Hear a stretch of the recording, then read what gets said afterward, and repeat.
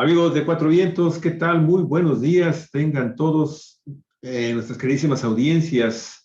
Estamos iniciando nuestras transmisiones en vivo de este día, lunes 6 de junio del año 2022. Muchísimas gracias por estar con nosotros en nuestro programa Los Innombrables. Y ahora sí, pues los cuatro innombrables, fundamentalmente dos de ellos y uno que pues se toma la molestia de aterrizar en la tierra, amigos y amigas, aterrizar y pues estar con nosotros, Daniel Solorio Ramírez. Y estimado Daniel, ¿qué tal? ¿Cómo te va? Qué gusto saludarte. Contento, un saludo muy cordial, Javier, Olga, Armando. Armando Duarte también está con Daniel. nosotros. Muchísimas gracias, Armando. Buen día, ¿cómo estás? Muy buen día igualmente para todos, un abrazo. Muchísimas gracias. Amigos, bueno, pues Armando Duarte Moller, usted sabe, es un sociólogo, doctor en estudios de desarrollo global, académico universitario. Daniel Solorio Ramírez, activista social, ombudsman de las audiencias acá en Cuatro Vientos, maestro en Derecho Constitucional. Ogalicia Aragón, nuestra coordinadora editorial. Y el día de hoy, pues no puede ser menos el tema. Ayer usted sabe, hubo elecciones, 4-2 es el resultado final. 4 para Morena y sus aliados. Los otros 2 se los reparten el PRI, el PAN y el PRD. Tal y como se esperaba, el PRI ya solito, como gobernante, pierde sus dos gubernaturas. Y ahora, amigos y amigas, pues el camino es hacia el año 2023, con las elecciones en Coahuila, en el Estado de México, y el arranque que se dio hoy en la mañana con la conferencia matutina del presidente Andrés Manuel López Obrador para la elección del 2024. El mismo Jaime Delgado, del partido Morena, Mario Delgado, ayer dio también ya el arranque para las elecciones del 24, toda la carne del asador para para las elecciones 23, y bueno, pues se anuncian reestructuraciones importantes en el partido Morena. Creo que el día 11 de junio, ahorita nos va a confirmar Armando, creo que hay una reunión nacional del partido Morena. Hay muchas cosas que se tienen que reestructurar al interior del partido. Y bueno, pues Ogalicia Aragón, la verdad es que la jornada fue muy interesante el día de ayer. Para algunos fue aburrida, porque bueno, pues evidentemente no es una elección nacional.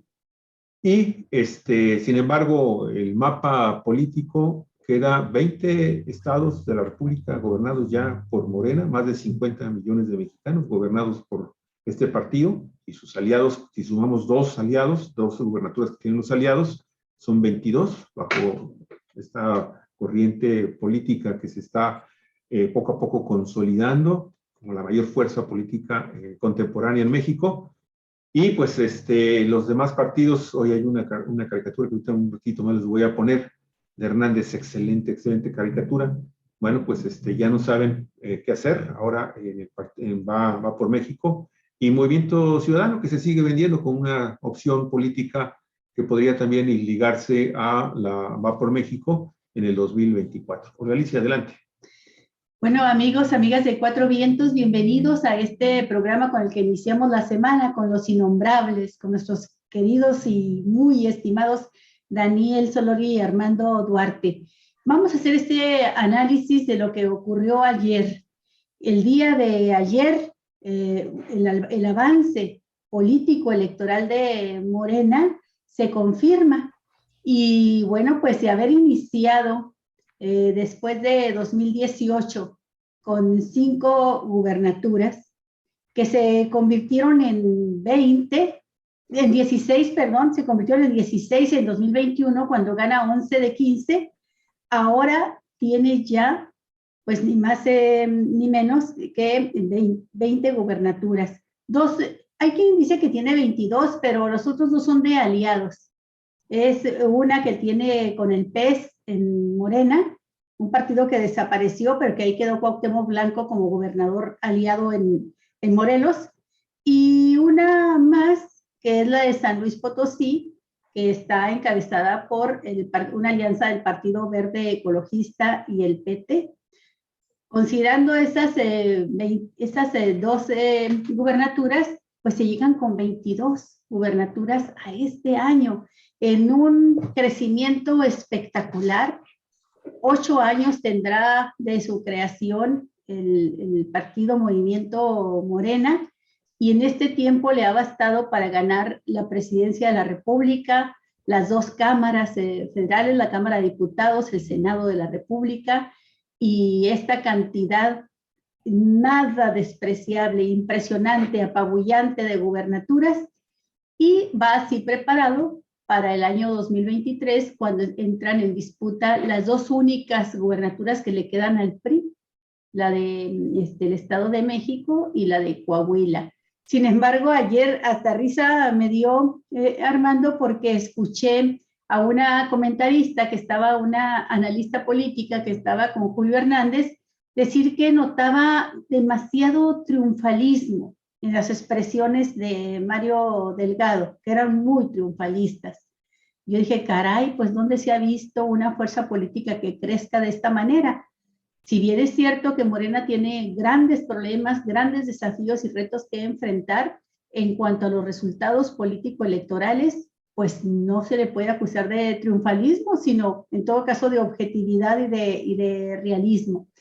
Pero de cómo se desarrollaron ayer las elecciones y lo que representan para el país, la trascendencia que tienen, de eso queremos que nos hablen, y empezar contigo, Armando, por donde tú quieras, de los estados que quieras. A mí me llama mucho la atención, sobre todo Tamaulipas, porque en todos los estados donde gana Morena es apabullante. Es un triunfo, pero rotundo, contundente, un marrazo el que da. Pero en Tamaulipas se fue cerrando la expectativa que había de 20 puntos de diferencia, se fue cerrando, quedan en 8, que es también muy, muy favorable, ¿verdad?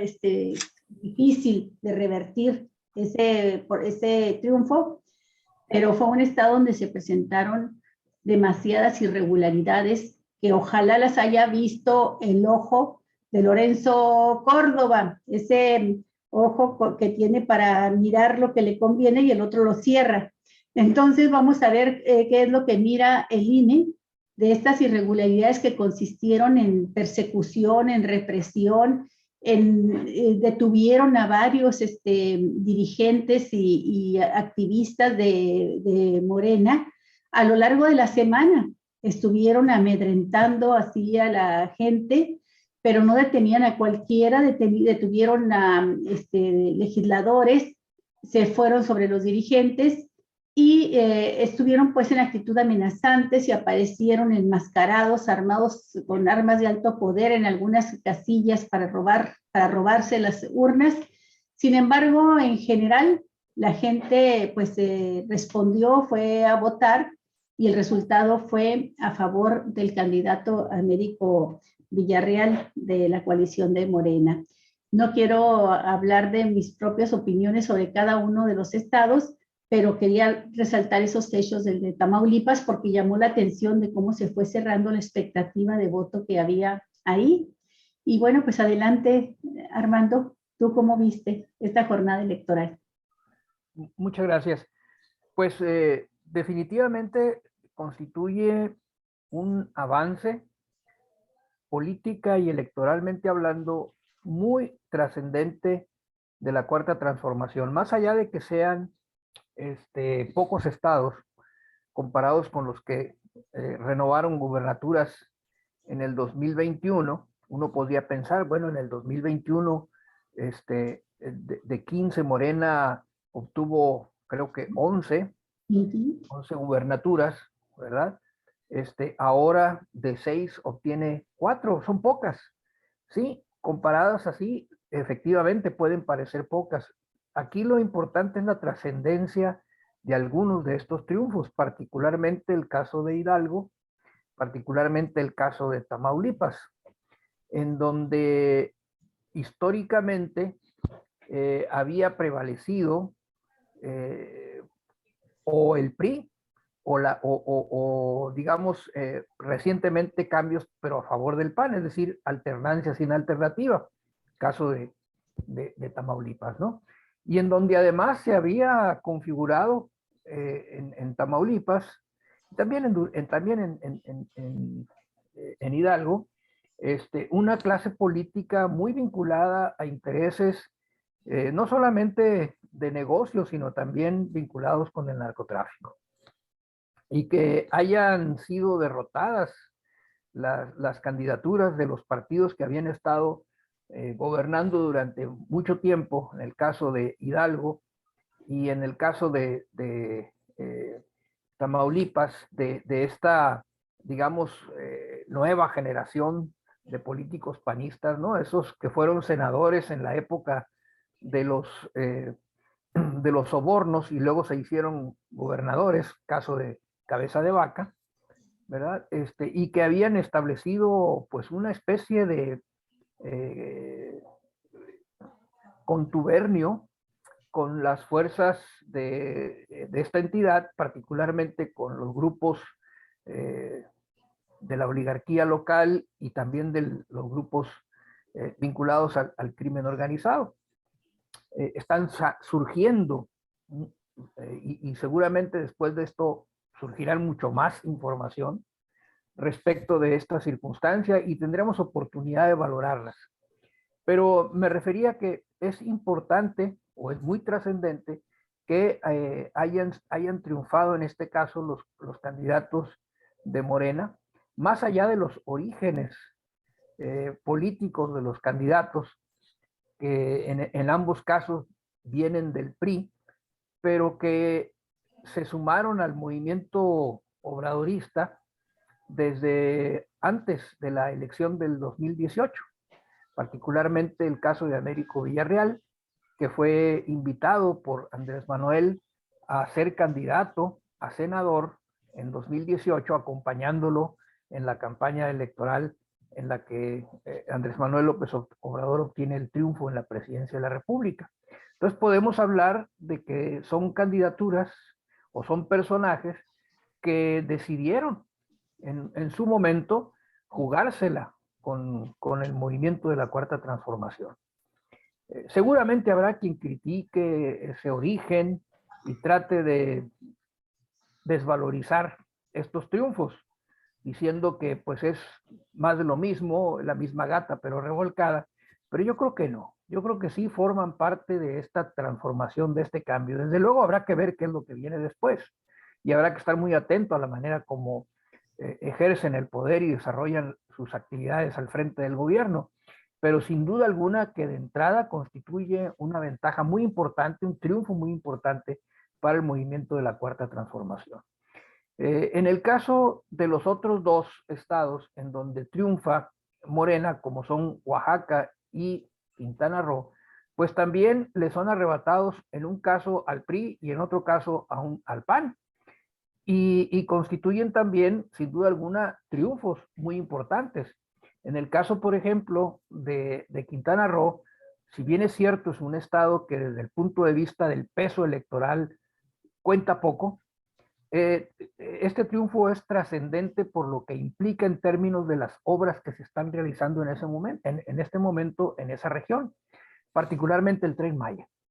¿Qué significa que haya ganado la candidata de la Cuarta Transformación con este nivel digamos, de aceptación, arriba del 50%, si mal no recuerdo, por aquí tengo los datos? Bueno, pues significa que la mayor parte de los electores, que podríamos nosotros decir que representan a la mayor parte de los... Aquí está algo de Quintana Roo que quieres, ahorita te lo voy a poner en pantalla, sí, por si lo quieres comentar. Aquí lo estoy buscando. Aquí está, ya está. Mira, aquí está Quintana Roo. Está actualizado a las 11:45 ya de hoy. Tiempo obviamente de Quintana Roo. Ahí está por si quieres hacer algunos comentarios. Muy bien. El comentario es que este caudal de votos a favor de María Eugenia Lezama. María Eugenia, ajá. Mara. Significa que la gente en general está a favor del Tren Maya y quienes están poniendo los obstáculos es un pequeño grupo. No es el pueblo, no es la gente de esa región. El presidente lo ha dicho varias veces. La gente está de acuerdo, pero digamos que él pues seguramente tiene el pulso de la situación, porque ha estado allá, porque ha dialogado con las personas, pero los que lo escuchamos no tenemos esa información, entonces podemos decir, bueno, pues será cierto, realmente tendrá ese respaldo. Yo creo que esta es una prueba evidente, empírica, de que efectivamente esta obra, el Tren Maya en esta región, tiene una importante aceptación mayoritaria por parte de la población. Entonces yo creo que ese triunfo en Quintana Roo tiene esa lectura. Y por último, en el caso de Oaxaca, bueno, pues creo que es uno de los estados donde el nivel de participación ciudadana fue menor. Alrededor del 40% votó y cerca del 60% se abstuvo. Pero bueno, todos sabemos que Oaxaca es un estado muy complejo, con una problemática social muy fuerte, con una situación política también que podríamos llamar de inestable. No utilizaría el término de explosiva, pero ha habido grandes movimientos ahí que han sacudido las estructuras políticas del estado de Oaxaca. Y bueno, creo que también aquí es un reflejo de que la mayor parte de la población está con la esperanza de que este cambio de gobierno signifique realmente un cambio de rumbo en el Estado, una transformación para ir en una dirección hacia el progreso con bienestar. ¿No? Estos niveles de pobreza y de marginación que todavía hay en Oaxaca, bueno, la gente puede o ha expresado en este voto esa expectativa de que las cosas puedan cambiar para bien en el estado de Oaxaca. Entonces me parece que con todo esto se va a fortalecer, se va a consolidar el proyecto de la Cuarta Transformación y constituyen pasos muy importantes hacia la elección presidencial. Por ahí escuchaba yo a algunos analistas y uno de ellos señalaba que no es lo mismo competir por la presidencia de la República sin tener más que 1, 2 o 3 estados, digamos, gobernados por la misma fuerza política que compite por la presidencia, a hacerlo con 20, 22 estados o 24 si los que vienen el próximo año. Es mucho más favorable una situación de lucha por la presidencia de la República cuando el mismo partido que postula al candidato tiene el gobierno, no quiero llamarle el control territorial, no me gusta la palabra, pero tiene el gobierno de 22 o hasta 24 estados de la República. No es lo mismo, desde luego, competir por la presidencia de la República no teniendo ninguna, como le va a suceder al PRI probablemente, o teniendo unas cuantas, como es el caso del PAN, ¿verdad? Y bueno, pues esta es también una consecuencia, por eso la relevancia de esta elección, ¿no? Confirma, más allá de que sean 4 estados, ¿verdad? Que comparados con los 11 del año pasado parecen pocos, pero son 4 estados muy importantes y además que vienen a ratificar la consolidación de este movimiento. Refleja también que la estrategia golpista que ha utilizado la oposición no les ha dado el resultado esperado. No les ha dado el resultado esperado. Y como hoy en la mañanera se los sugirió el presidente de la República, diciendo ya no les voy a dar consejos, mejor les voy a cobrar por ellos. Dice, pues revisen su estrategia. La oposición puede jugar un papel con una actitud más inteligente y ganar adeptos para el futuro. Si siguen empeñados en esta, se van a ir aislando y van a sentenciar su desaparición de la vida política del país. Sería mi primer comentario. Sí, Daniel, bueno, ya Armando ha destacado los aspectos que le parecieron fundamentales de esta elección. Yo quiero subrayar el caso de Hidalgo, ahora que intervengas tú, por este dicho popular que el pueblo sabio, como diría López Obrador, pues lo maneja muy bien y que dicen no hay mal que dure 100 años. Y casi los dura el PRI gobernando un estado como Hidalgo, donde no se había dado alternancia, donde se había formado un cacicazgo en todos los ámbitos de la vida política y social. Tú conoces muy bien el ámbito universitario y sabes las dimensiones de ese cacicazgo que tiene a un rector en la cárcel actualmente, con una participación ciudadana pues de casi el 48%. Yo digo que está dentro de los promedios altos de la participación que se dio el día de ayer. No hay que olvidar que son elecciones locales, porque por ahí un dirigente panista, queriendo desprestigiar los triunfos que tuvo Morena, dice que fueron estados con muchísima abstención.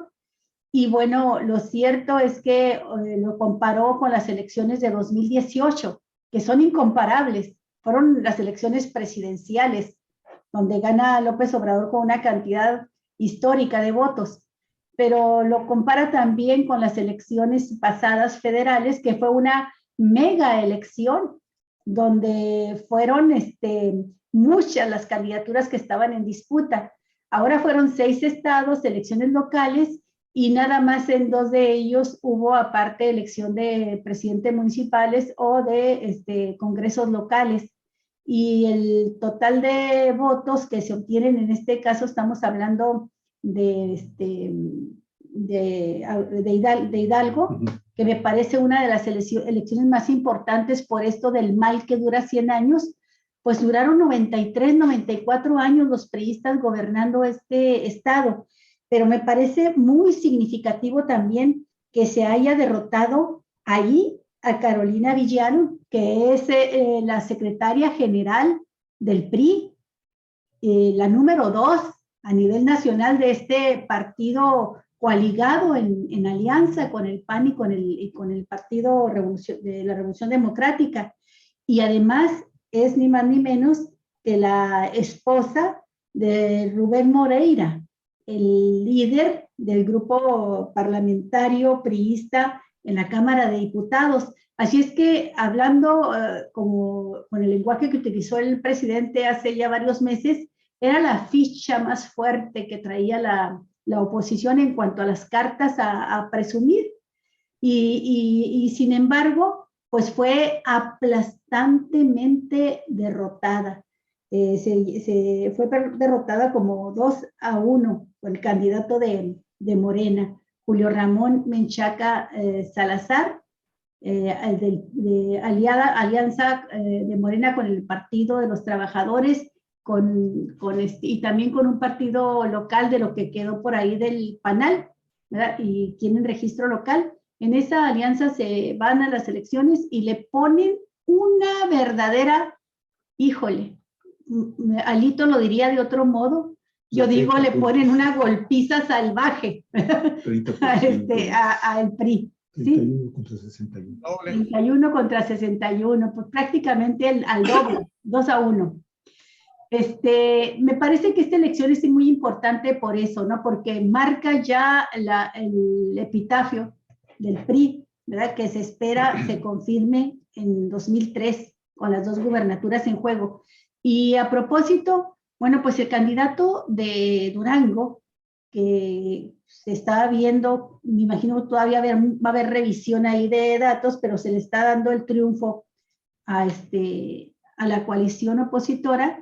Ahí fue un priista en la contienda en Durango. Por acuerdos de esta alianza, aunque gobierna el PAN, pero le dejaron la candidatura a un priista. Y es el que gana. Entonces, el PRI tiene un gobernador, no tiene un estado porque la mayoría vota por el PAN, pero tiene un gobernador que se llama Esteban Alejandro Villegas. Pues adelante, don Daniel, ¿tú cómo la viste? Y danos tu opinión, por favor, inicial.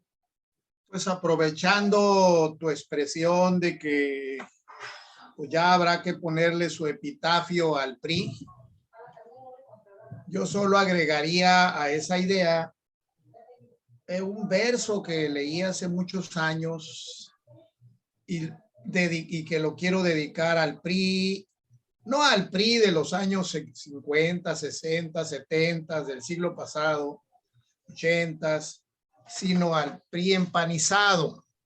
Al PRI empanizado que nos legó Carlos Salinas, al PRI que Salinas y los demás empanizaron, y que en esa alianza con el PAN pues está muriendo. Y habría que dedicarle un verso. A ver. Verso que leí hace muchos años. ¿Tu ronco pecho, Daniel? Para un verso para un epitafio justamente puesto sobre la tumba del PRI que dice: aquí yaces y estás bien, tú descansas, yo también. Sí. Creo que habría que decirle eso al PRI empanizado que ya se está quedando. Qué bien esa caricatura de Está Hernández. Excelente. Hernández tiene un humor extraordinario. Y, muy bien. Bueno, agregaré otras cosas, unas cuantas ideas. Bueno, la cuarta transformación que encabeza López Obrador sigue ganando elecciones. Y esto es una de las mejores noticias que los progresistas, que los que nos preciamos de ser progresistas en este país, tenemos motivos para estar contentos. Abre, por supuesto, una interrogante. En 2 años, a estas fechas, en 2 años, estarán celebrándose las elecciones presidenciales. Las últimas elecciones que todavía, me parece, ganará López Obrador. Pero a partir de esa elección de 2024 tendremos muchas preguntas sobre qué queda de Morena. ¿Qué queda de Morena? ¿De qué manera va a funcionar Morena y qué capacidad va a tener de ganar elecciones? ¿Bajo qué liderazgos? Sobre todo, si advertimos que la semana pasada, el miércoles, quizá ustedes lo recuerdan de la semana pasada, o jueves si acaso, el presidente volvió al tema que concretó en una expresión: a partir de que entrego el gobierno en 2024, dijo, desaparezco. Nada de que una conferencia, nada de que un maximato, nada de que ir a una boda, nada de que cartas aquí, escritos aquí y allá, columnas periodísticas, nada, dijo, desaparezco. Mi ciclo termina. Entonces eso abre muchas interrogantes para Morena. ¿Bajo qué liderazgos? ¿En qué condiciones quedará? Pues no sabemos, no sabemos. Ese es el primer planteamiento que quisiera yo dejar aquí sobre la mesa. Y le entramos más al rato a eso, Daniel. Sí, cómo no. Señalo otra cosa a propósito de que hoy temprano escuché a Aguilar Camín en un programa con López Dóriga y otros personajes, que comentando la elección de ayer, dijo que López Obrador está comprando votos con los programas sociales. Eso es, textualmente eso dijo. Lo que pasa es que López Obrador está comprando votos con los programas sociales. Y eso a mí me lleva a una idea, a una cosa que hay que afirmar. Bueno, es un acto de gobierno. Los actos de gobierno legítimamente dictados con base en la ley, los actos de gobierno simpatizan o no simpatizan a la población y ganan votos. Es completamente legítimo que la gente que recibe beneficios de los programas sociales, que son ya millones, somos millones de mexicanos en el país que recibimos esos beneficios, pues la gente esté contenta con un gobierno que está ahí para servirle. Entonces me desconcertó un poco cómo Aguilar Camín, que también recibe los beneficios de los programas sociales, porque también ya tiene su edad el señor, haga ese planteamiento tan pedestre a estas alturas del partido, tan infantil. Termino con otra idea que quiero dejar aquí puesta a propósito de los resultados de la elección en Tamaulipas. El resultado de la elección en Tamaulipas deja a Francisco Javier Cabeza de Vaca en una situación muy difícil, sobre todo porque en pocos días la Suprema Corte ya iba a sentenciar la semana pasada, pero lo recalendarizó. El expediente relativo... Para mañana, Daniel, creo que es mañana. Mañana, miércoles, el miércoles. No sabía yo eso, pero eso es Está una... bien. Entre el martes y el miércoles está anunciando que la Suprema Corte de Justicia toca el tema. Esa es una muy buena noticia. Y si la resolución que dicta la Suprema Corte deja abierta la vía para aprehender a Cabeza de Vaca, pues Cabeza de Vaca automáticamente con el fallo de la Corte deja de ser el gobernador de Tamaulipas, automáticamente deja de ser el gobernador de Tamaulipas porque jurídicamente ya no lo es desde hace más de un año cuando la Cámara de Diputados Federal declaró removerlo. Lo removió la Cámara Federal al quitarle el fuero, pero lo forró, diríamos, lo aforó de nuevo la Cámara de Diputados de Tamaulipas, y entonces está en el cargo de gobernador con una protección del Congreso tamaulipeco, cuando ya el Congreso Federal declaró hace más de un año que ya no es gobernador. Luego entonces, si la Suprema Corte, mañana, pasa esta semana, sentencia en contra del Congreso de Tamaulipas, bueno, quedarán abiertas las vías para aprehender al ex gobernador Francisco Javier Cabeza de Vaca. Eso es una de las cosas muy importantes, sobre todo al destacar el tipo de personaje que ha estado dominando muchas cosas y trampeando su sostenimiento en la gubernatura en meses recientes. Bueno, todo eso también va a modificarse una vez que la Corte resuelva, sobre todo con miras a la elección del nuevo gobernador que ayer tuvo lugar, el nuevo gobernador que eligieron los tamaulipecos. Américo Pues Villarreal. comentario por el momento. Adelante. Yo voy a aprovechar, mi estimado Daniel, que estás tocando el tema de Tamaulipas, para resaltar algo que se estuvo jugando mucho con en esta etapa siguiente de esta guerra sucia que se está realizando en México en contra del presidente, en contra de Morena y de sus funcionarios.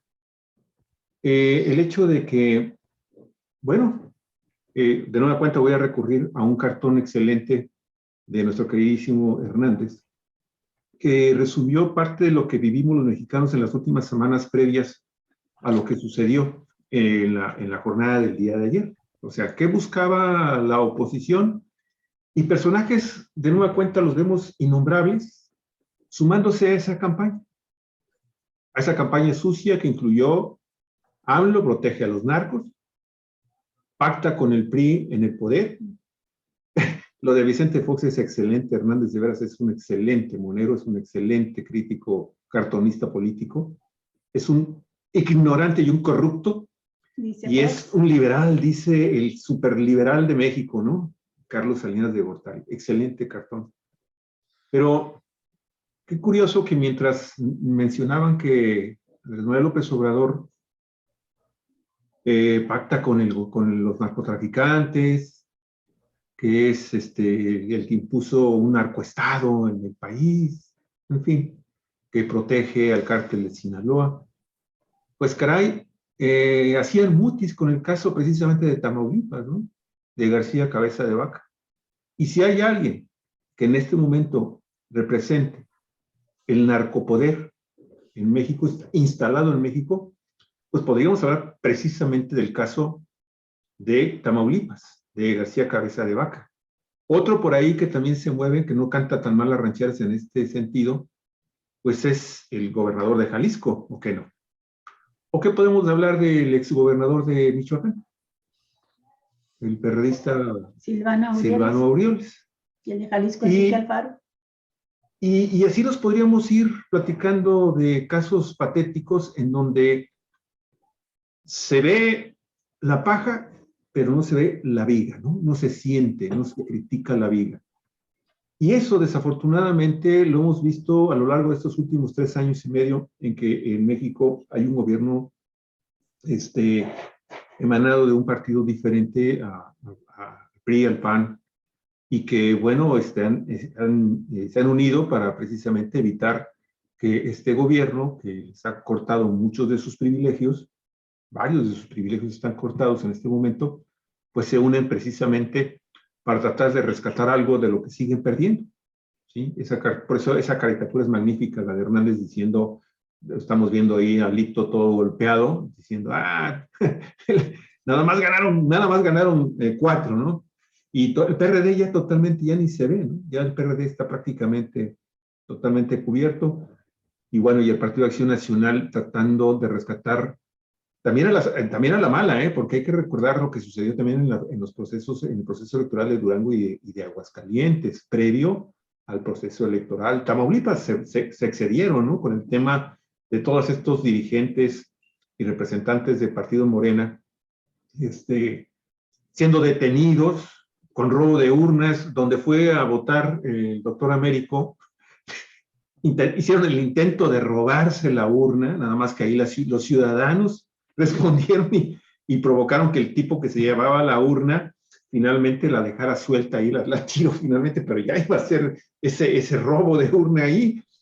El caso muy lamentable del que desafortunadamente muy pocos hemos hablado, se ha hablado muy poco de este operador político de allá en Oaxaca, ¿no? De Jara, que es asesinado en las 24 horas previas en Juchitán, ¿sí? En una región sumamente importante para la Cuarta Transformación, para el gobierno de Andrés Manuel López Obrador. Sabemos que ahí hay obras proyectadas muy importantes, algunas de ellas ya se están llevando a cabo. Y bueno, Juchitán siempre ha sido también una zona, una región de enorme rebeldía popular. Total, es un verdadero fracaso, un verdadero gran fracaso el que tiene la Alianza Va por México. Y si vemos lo que obtiene también Movimiento Ciudadano, pues no es tampoco casi como para alegrar mucho a la oposición en México, porque, bueno, vemos el caso patético del PRI en Quintana Roo, que creo que obtuvo 14,000 votos para la elección estatal. Es una cosa de veras humillante, ¿sí? Y bueno, se sostiene ahí como cogobernante en Durango porque pues bueno, finalmente, aunque el candidato es un priista, bueno, finalmente logró la victoria porque hubo una alianza también con el Partido de Acción Nacional y con el Partido de la Revolución Democrática. Entonces, esto va marcando una pauta muy interesante de cómo se desmorona un sistema muy corrupto de hacer política en México, ¿sí? También con lo peor del empresariado, entre comillas, porque para mí son gerentes, del empresariado nacional, ¿sí? Que trata por todos los medios de rescatar figuras populares, aunque sea por el apellido, ¿no? Como es el caso de este joven presidente municipal de la ciudad de Monterrey, pues que lleva el apellido tan famoso de Colosio, ¿no? Sí. Y entonces, pues el panorama sigue siendo muy lamentable para esta oposición y todo parece indicar que todavía, Daniel, como tú lo mencionabas, con la última contienda, en la última contienda electoral en la que va a participar el presidente Andrés Manuel López Obrador, de manera indirecta, que va a ser la del 24, sí es un momento muy, muy importante. Yo creo que a final de cuentas, ese es el momento más importante del Partido Morena para rehacerse. Si no lo hace en esta convención que viene para estos unos cuantos días más, va a ser muy difícil el control del Partido Morena después del 24. Y eso yo creo que espero que la membresía del Partido Morena, las bases que tienen tatuado el plan de trabajo, la ideología del partido Morena y de su dirigente Andrés Manuel López Obrador, pues logren rescatar y rehacer y crear nuevos programas sociales, nuevos programas políticos, nuevos programas culturales y económicos fundamentalmente, para que este movimiento del anclaje hacia la izquierda realmente se convierta en una realidad en México. Quería comentar eso. Adelante.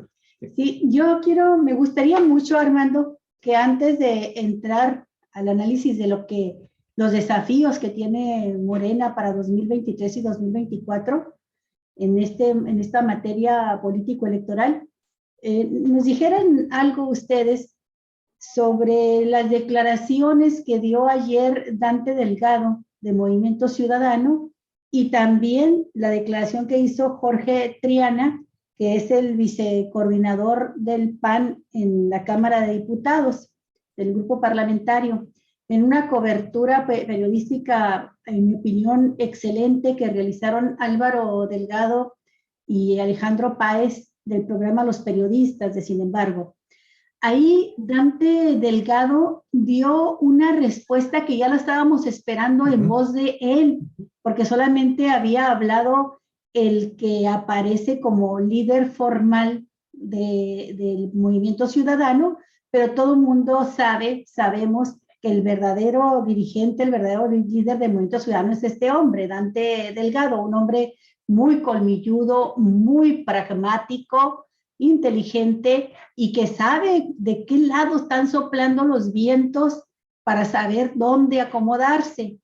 Y él ha decidido desde la contienda anterior, 2021, que Movimiento Ciudadano no fuese en alianza con el grupo que encabeza y que promovió y que creó como coalición Claudio X González. Y durante los últimos meses ha estado resistiendo Movimiento Ciudadano una verdadera azonada, una presión tremenda, Amenazas, Olga. Incluidas amenazas de Claudio X para obligar a Movimiento Ciudadano a que se una a la coalición. Y ayer Dante Delgado, ya con los primeros resultados de las elecciones, dijo: no puedo ver como triunfo el que se hayan perdido 4 de 6 gubernaturas. No pueden, se refiere a los coaligados, ver como triunfo este resultado. Siguen muy confundidos. Y luego habla de que el Movimiento Ciudadano, que está fuera de la coalición, es el único partido, dice él, que ha tenido un crecimiento exponencial. Y bueno, si tomas en cuenta el 1 o 2% que traía y que ahora anda entre 4, 6, aproximadamente el 6%, pues sí, ha tenido ese crecimiento exponencial. Pero bueno, con esto les da un rotundo no a esa alianza, a unirse a esa alianza. Y me parece muy interesante para el 2024 también, porque se va a necesitar toda la fuerza de Morena para quitarle al PRI el estado más corrupto y corruptor, el nido de la corrupción priista, diría yo, que es el que se encuentra en el Estado de México. Solamente le podría haber ganado Hidalgo en esa competencia, pero el Estado de México tiene un peso económico, poblacional muy fuerte, que hace que ahí la corrupción priista sea exponencial, eso sí, exponencial. Y es muy corruptor. Acuérdense ustedes que hubo un momento en que el Partido Acción Nacional, hace ya años, la dirección nacional del partido se tuvo que trasladar al Estado de México y desconocer a toda su dirección porque ya los tenía en la buchaca el PRI, a los dirigentes y a los diputados panistas. Entonces dijo, pues no es posible estar así cuando todavía el PAN tenía esa dignidad de considerarse oposición, aunque coincidieran en el programa neoliberal con los priistas. Bueno, ¿qué piensan ustedes de esta posibilidad de Movimiento Ciudadano de que se mantenga al margen de la alianza? También, ¿qué piensan de que la alianza misma, como está hoy, se sostenga? Con estos resultados, con el PRI pulverizado, con el PAN, con el PRD más que desaparecido, y con los personajes que las encabezan cada vez más tatemados, más quemados, no pueden estar como lo está Alito Moreno, que no solamente se le han mostrado, según las evidencias de los audios que todos conocemos, el desvío de fondos para las campañas electorales en cantidades millonarias, el soborno, la manera en que trata a empresarios como el dueño de Cinépolis, a quien le dio, según confesión del propio Alito, 2 millones de pesos por cada diputado, por cada candidatura de 12 que tenían de candidatos en Michoacán, y dice, y los dio así, no lo puedo negar, dice Alito, con sus palabras groseras que usa siempre, dice, pero los dio, pero 24 millones, dice, ya ni chifla, ese hombre podía haber dado más de 300 millones, reclama, ¿no? Y por el estilo, instruyendo a los gobernadores priistas para que les saquen dinero a los proveedores del gobierno y que les digan, no, que no nos vengan aquí con que nos van a regalar camisetas y gorritas para las campañas. Sácales de tantos millones, sácales tanto a cada uno de los proveedores, ¿no? Diles que ahí después se componen, se arreglan las cuentas. Bueno, ¿qué posibilidades tiene la alianza de mantenerse en pie para 2024 con este desprestigio y, ojo, con el reconocimiento explícito de Claudio X González, que es el autor intelectual de la alianza, de que los números no les dan? Dice, Movimiento Ciudadano tiene que venirse con nosotros porque los números no nos dan para el 2024. Y por otra parte, Jorge Triana, el vicecoordinador del PAN en la Cámara de Diputados, dice, ¿qué demonios va a hacer el Movimiento Ciudadano con sus 6 o 7 puntos que tiene? Se van a desperdiciar, que los una a la alianza, que se junte con la alianza para que le dé una utilidad a esos puntos. Ahorita vemos ya con los resultados que hay, que no les habrían servido esos 7 puntos para nada. Que si se suma Movimiento Ciudadano, si se hubiese sumado ahora, pues hay sumas que restan y se habría restado también Movimiento Ciudadano, ¿no? Ellos como que aspiran a convertirse, así sea por ese puntaje mínimo, en la fuerza que desplace al PRI, que desplace al PAN, con la que tenga que negociar el PAN. Y quiero también pedirle su opinión sobre lo siguiente. Jorge Triana, a pregunta expresa de los periodistas, de si estaría de acuerdo el PAN en ir en una alianza donde la candidatura la definiera este hombre de Movimiento Ciudadano, Mario Dante Delgado, dijo, sí, nosotros consideramos que Luis Donaldo Colosio Riojas, que tiene 1 año y es todo lo que ha tenido en su vida política actualmente como presidente municipal de Monterrey, que este joven es una candidatura redituable. Esa fue la palabra que usó, la más redituable que puede tener ahorita la coalición. Y en el PAN no nos hace mosca, no nos hace ruido. Y le preguntan, ¿han conversado dentro del PAN sobre la posibilidad, es una opinión personal, o han conversado dentro del PAN sobre la posibilidad de que este sea su candidato en 2024? Y dijo, sí, dice, lo hemos estado comentando. Nos costaría mucho trabajo al PAN llevar una candidatura de otro partido, llevar un priista como candidato presidencial, pero no nos molesta que sea un perfil ciudadano. Y repitió las palabras de Claudio X, pues fresco, ¿verdad? Que no tiene, que no, joven, fresco, con buena imagen. No tendríamos ningún problema en apoyar una candidatura ciudadana como la de este joven Colosio. Y dice que por sí mismo no tiene una trayectoria, no es conocido, pero tiene un apellido que sí la tiene, que pesa el apellido, ¿no? Entonces, su opinión, Armando, sobre esto, ¿qué posibilidades le ves tú a que la alianza continúe como está y la posibilidad de que Movimiento Ciudadano termine uniéndose si le aceptan su candidato para 2024? Se atraviesa antes el 2023 y quizá todavía Dante Delgado quiera llegar separado a Movimiento Ciudadano para agarrar más fuerza y demostrar que valen más que el PRI y que el PRD y que son los interlocutores importantes para Claudio X para poder ser ellos los que decidan cómo van las candidaturas de 2024. Adelante, Armando. Bueno, mira, no quisiera decir que es lo que pueda pasar, sino cómo veo yo esta situación y en un momento dado, ¿verdad? Poniéndome en uno o en otro lugar, qué es lo que pensaría que se debiera de hacer. Desde luego que desde el punto de vista de Claudio X González,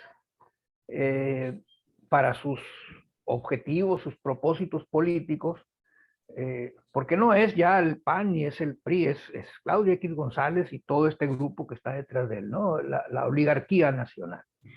Es necesario sumar, y lo de ayer les confirma que necesitan sumar para tener alguna posibilidad cada vez más remota de poder disputar en condiciones competitivas la presidencia de la República. Esta recomendación que el presidente les hace de modificar su estrategia implicaría que aceptaran que no van a poder ganar la presidencia de la República en el 2024 y que mejor hay que construir otro tipo de oposición más inteligente y trazarse ese propósito de lograr la presidencia de la República a más largo plazo, 1 o 2 sexenios más. Pero eso para ellos es insoportable, porque eso implicaría ajustarse a las reglas de un gobierno que tiene como premisa el de por el bien de todos, primero los pobres, y en consecuencia los ricos, bueno, pues pasan a un segundo plano, y ese es el problema de ellos, ¿no? Ellos no están dispuestos a aceptar eso. Por eso su estrategia es una estrategia golpista, una estrategia de obtener en el menor tiempo posible nuevamente el poder para volver a acomodar todo como estaba y seguir permitiendo que este grupo minoritario de la sociedad mexicana siguiese obteniendo beneficios, ¿no? Los privilegios de los que habían venido gozando en los últimos 36 años, que les permitió amasar enormes fortunas a costa del sufrimiento de la población. Bueno, esa es la lógica y la perspectiva de Claudio X González. Va a hacer lo que sea necesario para tratar de sumar al movimiento ciudadano. En sus cálculos está precisamente el que estos partidos que él mismo dijo ya están muy vistos, llegaron a su tope, no dan más, requiere de uno nuevo que les sume, aunque sea aritméticamente, una cierta cantidad de votos, pero además que abra la posibilidad con una candidatura no tan vista, no tan quemada, ¿verdad?, de poder aumentar votos y poder entonces acercarse a la posibilidad de disputar la presidencia de la República en el 2024. Desde la perspectiva de Dante Delgado, que ahí sí, él es el dirigente del partido, el dirigente real, está adoptando una postura, desde mi punto de vista, que bueno, es congruente con lo que sabemos de él, esta persona que tú calificas como astuta, inteligente, y que está midiendo las cosas. Y efectivamente, el resultado de ayer le confirma que lo mejor para Movimiento Ciudadano es mantenerse al margen. Movimiento Ciudadano no tiene en mente, o no debiera tener en mente, en mi opinión, ganar la presidencia de la República en el 24. Y creo que están asumiendo que eso no va a ser posible. Están leyendo la situación, los acontecimientos, y dicen, va a ganar la Cuarta Transformación. Lo que nos conviene es lo que Andrés Manuel les recomienda a los panistas, ¿no? a X González. Lo que nos conviene es construir una oposición, una alternativa a la Cuarta Transformación para el mediano plazo, para el 30 o para el 36, tal vez.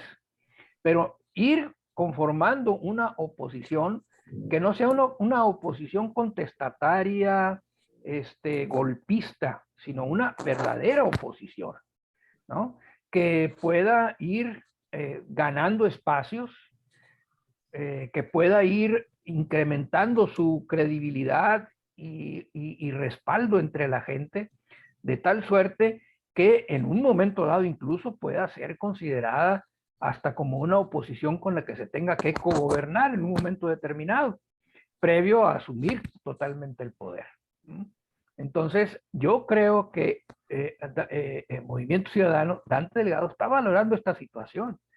Y si el año que viene el PRI pierde el Estado de México, me atrevería a decir que les va a decir definitivamente no voy con ustedes en el 24. Allá, váyanse ustedes, ¿no? El PAN, ¿qué le queda? Le quedan el estado de Chihuahua, el estado de Durango, que lo acaba de ganar, obviamente, ¿verdad? De retener. Pero con un priista, ¿verdad? Según Con un dices. priista, sí. Sí. Les queda Aguascalientes, que es así de chiquitito, ¿no? Les queda Sí. Aguascalientes y algún otro por ahí. Guanajuato, que también Querétaro y Yucatán. En el 24 lo van a pelear. Querétaro, que también lo acaban de refrendar hace poco, y Yucatán, ¿no? Sí.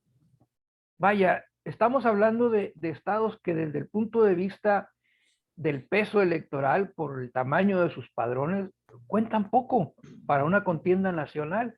Entonces, si Dante Delgado se mantiene en esa postura,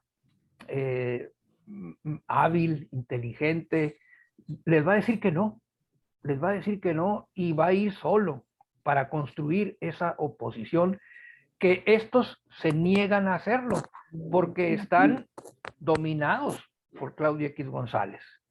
El PAN y el PRI harían bien en romper ese vínculo. Decirle a Claudia X González, ¿sabes qué? Mira, ya te seguimos 4 años y nos fue como en feria.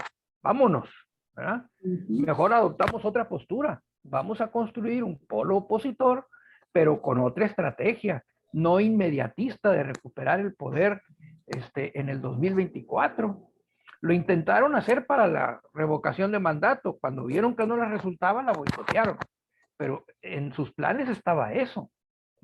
Lograr llegar al 24 con una fuerza que les permitiera ganar la consulta, la revocación de mandato, y sacar a López Obrador antes de que terminara.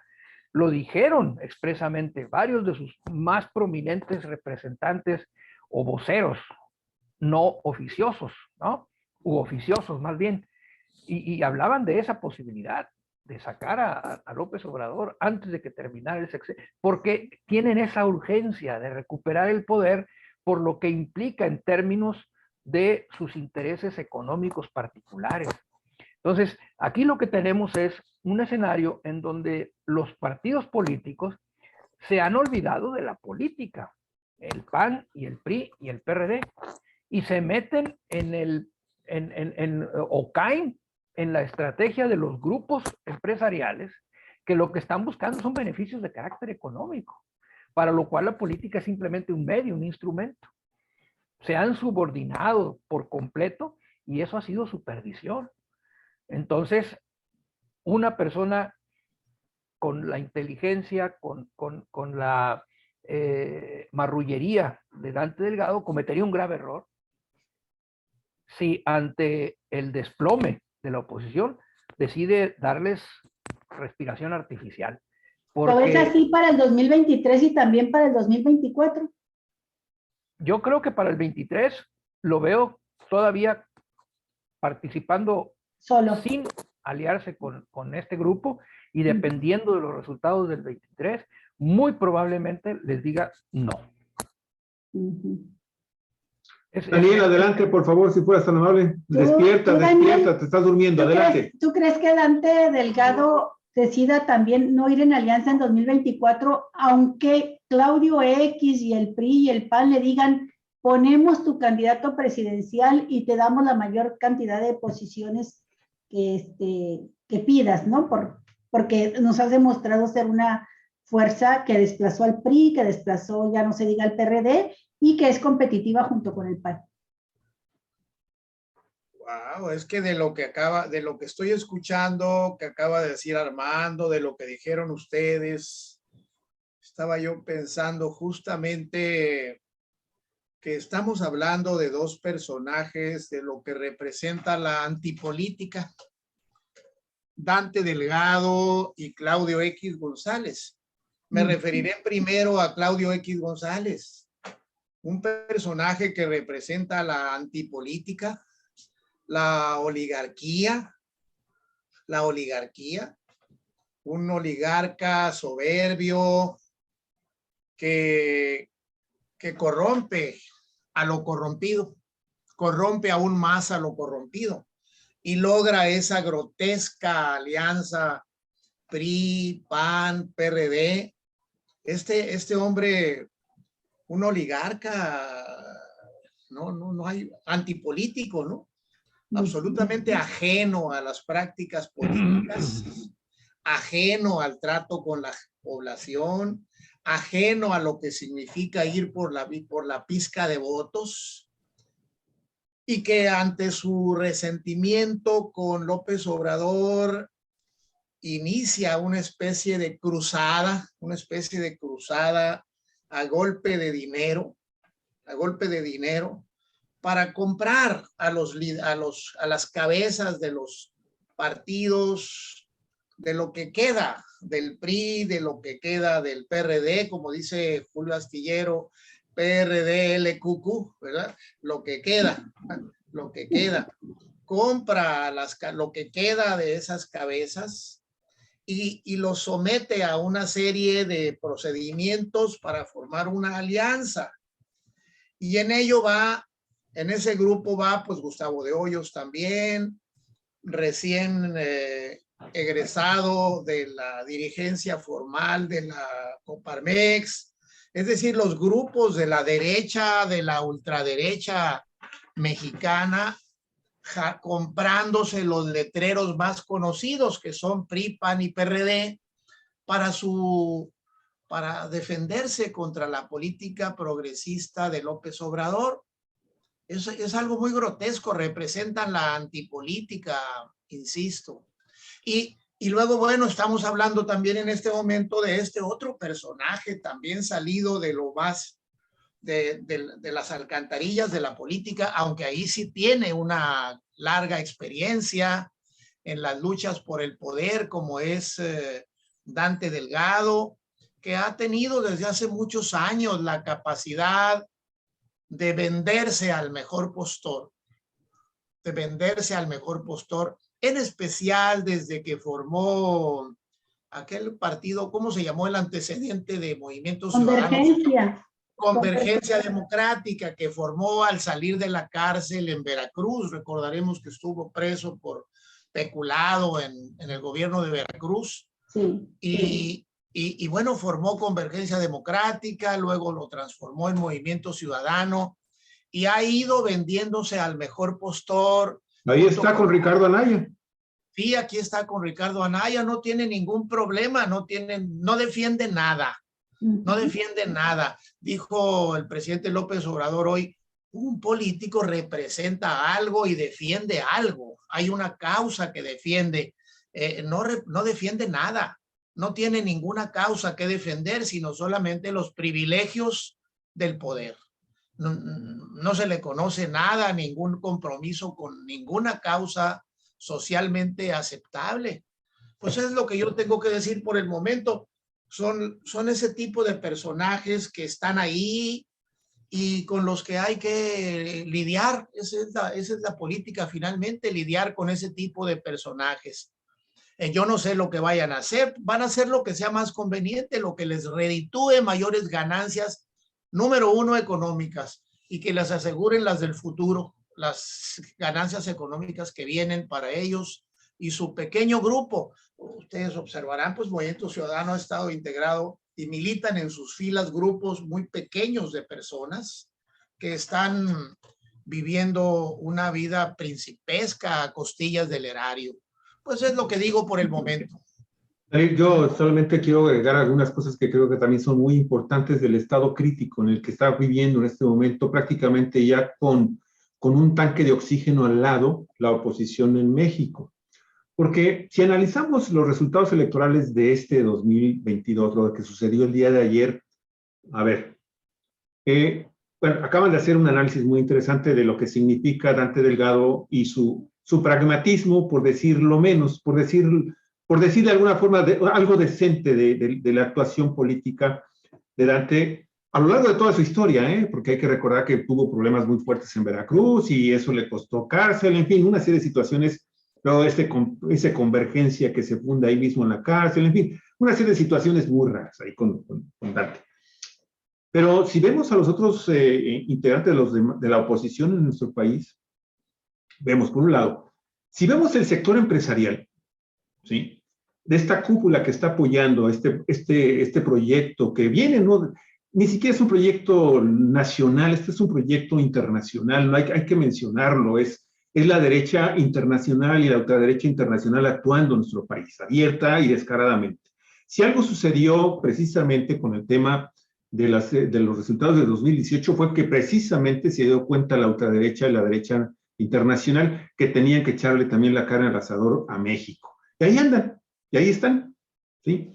Pero el modelo simple y sencillamente que instaura estos grupos gobernantes a nivel mundial, ¿sí?, con las transnacionales y el sistema financiero y bancario internacional, pues no simple y sencillamente no ha funcionado. De hecho, Claudio X González, hace 2 semanas, cuando empezaron estas presiones fortísimas sobre Dante Delgado y su grupo de seguidores políticos, jóvenes entre comillas, pues ahí está también el gobernador de Nuevo León, un personaje impresentable, ¿sí?, que va corriendo a rescatar a un rapero, y ahí sí usa todo el poder del Estado para ir a rescatar a ese rapero que lo habían detenido porque presentaba problemas de introducción al país, y utiliza las redes sociales, y ahí va este fanático de redes sociales a rescatarlo, a sacarlo de las oficinas de migración donde lo tenían retenido, allá en la ciudad de Monterrey, cuando no hizo lo mismo con el tema de las muchachas desaparecidas y asesinadas, los feminicidios, más de 30 feminicidios durante este año en Nuevo León. Pero en fin, ¿hacia dónde voy? El Partido de Acción Nacional, ¿sí?, está viviendo una crisis también muy grande. Marco Cortés impuso a una candidata en Aguascalientes, con la que tiene ligas de negocios muy turbios, con 2 temas fundamentales que aquí en Cuatro Vientos los dimos a conocer hace como unos 5 o 6 meses atrás, cuando estábamos tratando el tema de Next Energy, aquí, en el caso de Baja California. La semana pasada lo volvimos a comentar. Sí, y lo volvimos a comentar la semana pasada. Pero acá estamos hablando de un supernegocio en donde estuvieron involucrados personajes y empresas que están ligadas precisamente a Marco Cortés. Tema del alumbrado público, ¿sí? Y obviamente también la instalación de Next Energy allá en el estado de Aguascalientes. Sin embargo, gana la elección. Y gana la elección. Pero Marco Cortés se enfrenta también al interior del Partido de Acción Nacional una enorme oposición. Hay mucha gente que ya no quiere saber nada de Marco Cortés. Y Marco Cortés, bueno, con estos triunfos, haya sido como haya sido, pues está en una situación también muy delicada. Pero el caso patético es el del PRI, con Alito. Alito se convirtió en un escándalo nacional, ¿sí?, que ni siquiera ya quisieron que fuera a Hidalgo o a Durango a hacer campaña, porque era precisamente ni siquiera querer, los panistas se opusieron a que fuera a Aguascalientes. Les restaba votos. Porque le restaba votos a Alito. Pero, y todo parece indicar que Alito tiene sus días contados al frente de la presidencia de su partido, del PRI. ¿Por qué? porque son del tal tamaño los escándalos con los fracasos electorales y estos audios que ya generaron por parte de Morena presentaciones de denuncias penales ante las fiscalías. Bueno, sin duda alguna, si algo quiere medio reparar el Partido Revolucionario Institucional de todas estas derrotas y de todas estas vergüenzas, pues va a tener que manejar un cambio de imagen, va a tener que remover a su presidente, a Alito. Alito, Alejandro Moreno casi es un hecho que se va. O a lo mejor incluso lo pueden detener por todo esto que estamos observando con sus escándalos. Mañana, de seguro, probablemente escuchemos un nuevo audio en el programa de la gobernadora de Campeche. Porque de seguro hay muchísimos audios más, muchos videos más. Pero ¿cuál es la alternativa del PRI? Rubén Ignacio Moreira Valdés. Ese es el que se está levantándose, ese es el que se está erigiendo como posiblemente el nuevo presidente del PRI. Pero ¿qué le acaba de suceder a su esposa? Un enorme fracaso precisamente en su candidatura a la gubernatura. Entonces, evidentemente, si es también Moreira el que va a ir por el PRI y es el que va a encabezar al PRI en la oposición para el 23 y para el 24, pues caramba, está prácticamente envuelto en regalo los triunfos de Morena y sus aliados en los dos estados del 23 y en las elecciones del 24. Y bueno, pues del PRD ya ni hablar, porque la verdad, PRD ya no pesa ni en su misma casa, ¿sí? Decía ayer Alejandro Páez que eran 4 los que estaban ahí, ya se fue uno más, quedan 3 nada más ahí. Total, hacia donde voy es que en realidad tampoco los personajes ciudadanos que se están manejando como posibles candidatos independientes, ciudadanos por parte del bloque opositor, van a hacer mella en la figura cada vez más y más creciente de Andrés Manuel López Obrador al cierre de su gestión como presidente de la República. No hay que olvidar que muchas obras, bueno, se viene ya la inauguración, creo que para fines de este mes, en noviembre, creo que de este año, se abre Dos Bocas, el Tren Maya. No me acuerdo qué fecha, pero en julio próximo. En julio próximo, ¿verdad? Creo que luego viene el Tren Maya, que con todos sus problemas que enfrenta, para bien o para mal, va a sacar una parte importante de ese proyecto. Sin duda alguna, lo va a sacar adelante Andrés Manuel López Obrador. Y luego vienen todas las obras del Istmo, de Tehuantepec, de toda esa zona. Entonces, su figura sin duda va a crecer mucho más todavía en el transcurso de los próximos meses. Yo realmente no veo cómo van a evitar en la oposición, si es que existe oposición nacional, la elección del 2024. Y lo único que me preocupa es que este debate en este momento que se abre entre PRI, PAN, PRD, ese bloque pequeño de empresarios, gerentes y Movimiento Ciudadano, pues finalmente yo creo que el próximo debate importantísimo que se tiene que hacer de nueva cuenta, insisto, es al interior de Morena, con rumbo a después del 24. Ya ahí termino. Sí, bueno, pues nada más poquito, una cosa antes de entrar a Morena, y quiero preguntarle su opinión. Ustedes recordarán que en 2018, pues las elecciones también fueron, nunca son del todo tranquilas las elecciones, siempre hay violencia en mayor o menor medida. Pues ahora ya vimos, mataron a un operador de Alejandro Jara en Juchitán, a Carlos López Martínez, que era su operador político para esa región que es muy importante en el estado y amigo personal de Jara. Y bueno, el día de ayer hubo varios actos violentos.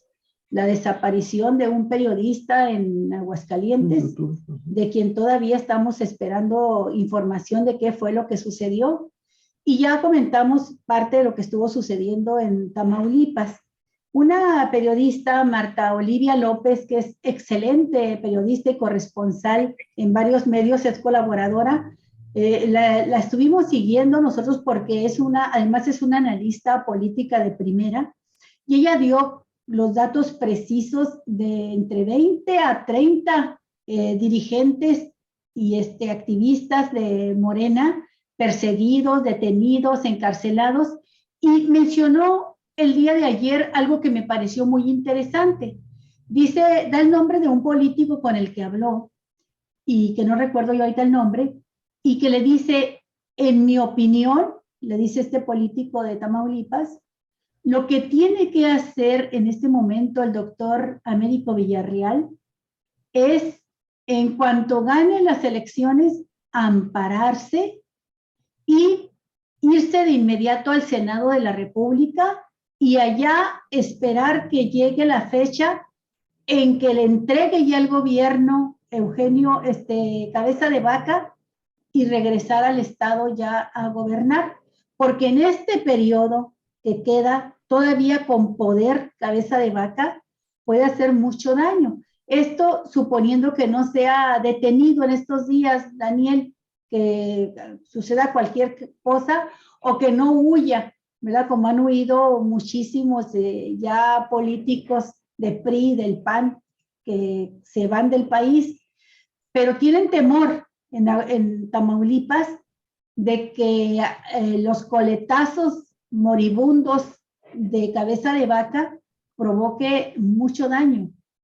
Y incluso mencionan el hecho de que estando todavía como gobernador logró voltear la situación de cuando perdió el Congreso y dejar en el Congreso local, con todo y que tenía menos diputados, que los panistas se quedaran con las posiciones, las comisiones más fuertes dentro del Congreso. Con eso va a tener que lidiar y va a tener que arrastrar esa situación el nuevo gobernador de Morena, Américo Villarreal. Entonces, mi pregunta va en este sentido.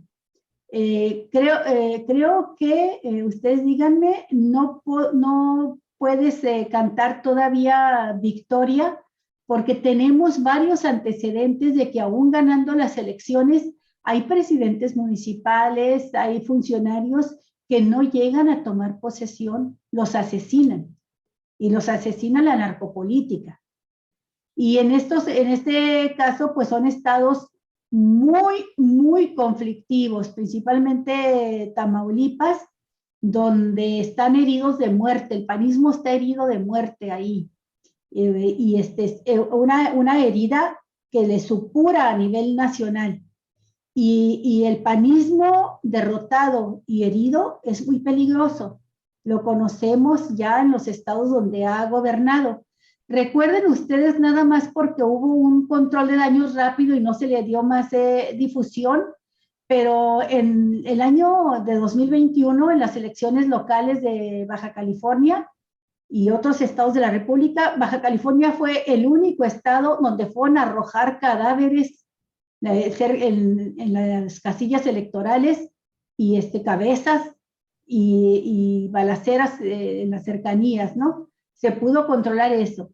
Pero mi pregunta es en ese sentido también de los coletazos violentos, de la agonía de estos partidos y la necesidad, pues, de reforzar el proceso de alternancia, de transición, principalmente Tamaulipas, que ha sido un estado de narcopolítica, gobernado por políticos y narcotraficantes. ¿Qué piensan de ello? Yo se la dejo a Armando, esa yo no sé qué decir, es muy compleja. ¿Le hiciste a Poncio Pilatos, mi estimado Daniel? Ahorita te pago la toalla. Me rebasa. Sin duda, el problema de seguridad que vive en el país es un nuevo componente o una variable nueva que hay que considerar en la ecuación de la política mexicana. Yo espero que tanto Morena a nivel nacional como el propio Américo Villarreal estén valorando estas situaciones y tomen las medidas necesarias para evitar que se pueda presentar una posibilidad como la que tú mencionas, que sería muy lamentable, ¿verdad? Y que complicaría en extremo la situación. Aceleraría las cosas, llevaría tal vez a que se tuviesen que tomar medidas que no se quieren tomar en términos de hacer más crudo el enfrentamiento con la delincuencia organizada. Yo espero que esto se esté considerando y que esta posibilidad se pueda reducir al mínimo o que desaparezca. Hay algunos elementos que pudieran favorecer esta situación. Habrá que ver qué resuelve la Suprema Corte de Justicia, y eso le quitaría gran capacidad de maniobra a Cabeza de Vaca, lo que no elimina la posibilidad de que estos grupos delincuenciales pudiesen actuar de manera autónoma y que tomen medidas desesperadas. Sin embargo, también, bueno, hay que tomar en cuenta que la situación, tanto en Tamaulipas como en muchas partes del país, prácticamente en todo el país, en cuanto a la presencia de las fuerzas federales, pues se ha venido transformando. No sé cuántos efectivos ya de la Guardia Nacional y de las Fuerzas Armadas se encuentren en Tamaulipas, pero seguramente que esto será una fuerza de disuasión. Yo espero pues que se estén tomando estas precauciones y que no se vaya a presentar este escenario que sería totalmente indeseable. Ok, Daniel se tiene que retirar. Nada más te quiero dejar rápido, mi estimado Daniel, para que te puedas retirar con nosotros. Adelante, por favor, te escuchamos, te vemos. Pues no solo, yo digo que hay que estar muy atentos a lo que resuelva la Suprema Corte, porque es un caso totalmente nuevo, totalmente novedoso. Es insólito, pero bueno, estamos en la época de las cosas insólitas. Es insólito que una persona que ya fue desaforado y por tanto separado del cargo de gobernador desde hace más de un año por la Cámara Federal de Diputados a través de un procedimiento formalmente establecido, vota la Cámara Federal y en ese momento él deja de ser gobernador. Pero instantáneamente, o unos momentos antes, la Cámara Estatal de Diputados en Tamaulipas lo arropa con una declaratoria de que sigue siendo el gobernador y de que por tanto no se va. Sigue siendo el gobernador porque enarbola la legislatura del estado de Tamaulipas, enarbola la doctrina de la soberanía de las entidades federativas. Tamaulipas es un estado soberano. El Congreso del estado de Tamaulipas tiene el poder constitucional, dijeron ellos. No lo tiene, pero lo dijeron. Emitieron una declaratoria, cobijamos a nuestro gobernador, se queda el gobernador, y luego en los meses siguientes, pues se compraron, se puede decir compraron, diputados o diputadas que llegaron por Morena, pero que rápidamente brincaron hacia el PAN para sostener vigente esa protección a Cabeza de Vaca en el Congreso del Estado. Entonces, Cabeza de Vaca constitucionalmente tiene una situación totalmente deleznable, insostenible, de tal manera que cuando la legislatura del Congreso de Tamaulipas emite esa declaración, pues procede inmediatamente a abrir una controversia y el asunto está en manos de la Suprema Corte para que ésta decida, entre otras cosas, en los hechos lo que va a decidir es si Cabeza de Vaca sigue siendo gobernador gracias a la protección del Congreso del Estado o ya no es gobernador. Eso es básicamente lo que va a resolver, aunque la cuestión formalmente jurídica sea diferente, que es la validez la validez constitucional o la invalidez constitucional de esa declaración del Congreso del Estado de que sigue siendo gobernador. Eso es lo que se va a decidir. Entonces hay que estar muy atentos. Ojalá que sí se resuelva ya, porque va a haber un desenlace muy interesante. El equipo, con toda certeza, el equipo de abogados que han manejado la defensa jurídica del gobernador Cabeza de Vaca en los tribunales, francamente han hecho una labor formidable. Lo tienen ahí, debería pagarles muy bien el gobernador. Debería pagarles muy bien porque han hecho una labor impresionante a lograr que la Suprema Corte, primero, que el Congreso emite esa declaratoria, segundo, que la Suprema Corte admita una controversia de ese tipo que a mi ver es notoriamente improcedente. Pero un ministro de la Corte le da trámite y ordena suspender los efectos de la declaratoria de desafuero. Y en ese estado se encuentran las cosas. Por eso es tan interesante saber lo que va a resolver la Corte dentro de pocos días. Ojalá sea esta semana, efectivamente. Y bueno, pues un abrazo. Estaremos comentando, Daniel, contigo y con Armando la próxima semana. Daniel, muchas gracias por haber estado con nosotros. Si ya sale esa resolución de la Corte esta semana, ya la platicaremos. Ojalá se pueda la próxima semana. Todos esperamos que sí salga, que salga bien. Hasta luego. Y que no esté ya presente en el proceso de entrega-recepción del gobierno. Sí, Armando, no le hace que... Sí. Bueno, pues Armando Duarte, hemos estado posponiendo el momento de hablar de Morena y creo que de entrada lo que será necesario es informar con claridad qué eventos tiene en puerta Morena, porque el día de ayer Mario Delgado aprovechó el momento de la primera conferencia de prensa para dar a conocer ya lo que consideró que eran los resultados, ¿no?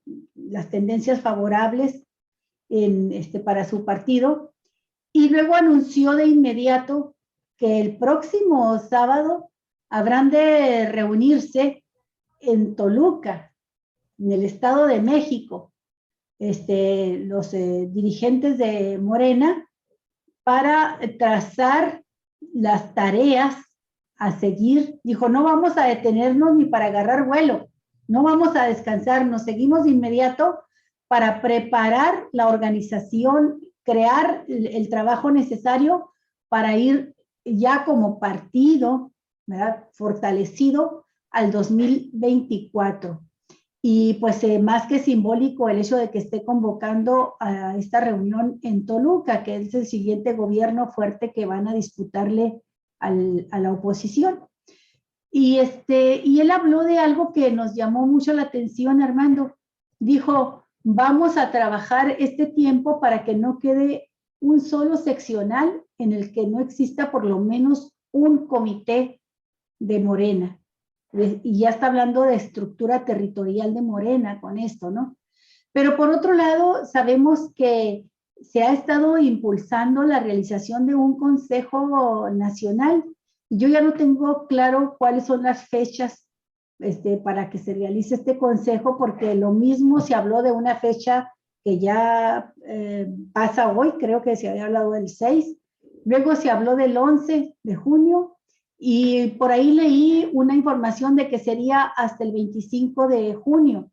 Y no sé si habrá sido un lapsus lingüe, pero luego mencionaron con Citlali Hernández, que estuvo muy activa el día de ayer dando entrevistas de prensa, y ella habló de un congreso nacional el 11 de junio.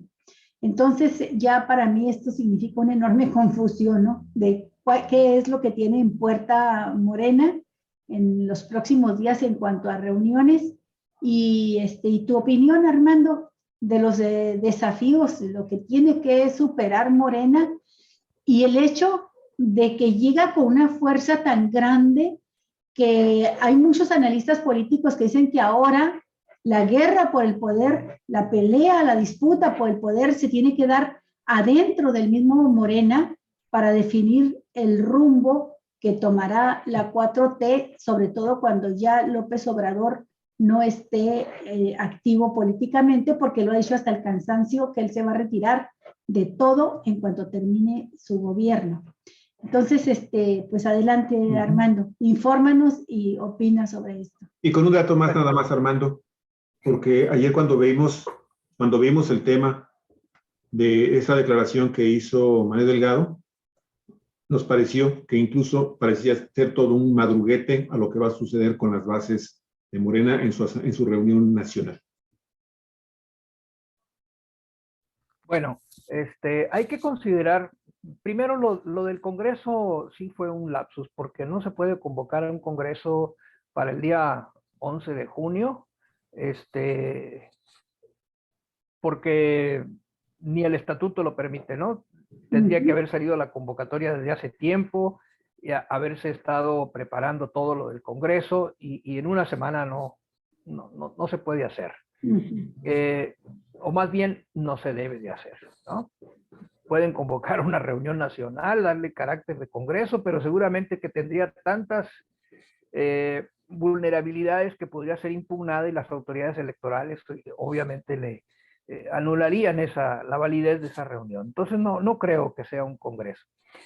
Yo creo que más bien se refería al Consejo Nacional, que efectivamente había sido convocado para el día 5, pero después dijo, no, mejor, como va a ser día de elecciones, vámonos al 11 y sirve que analizamos los resultados. Entonces yo me quedé hasta el día 11. Oficialmente no he sabido de algún comunicado en donde el Consejo se haya aplazado. La convocatoria está publicada para el día 11. La tenemos por ahí. Entonces, yo estoy en esa idea.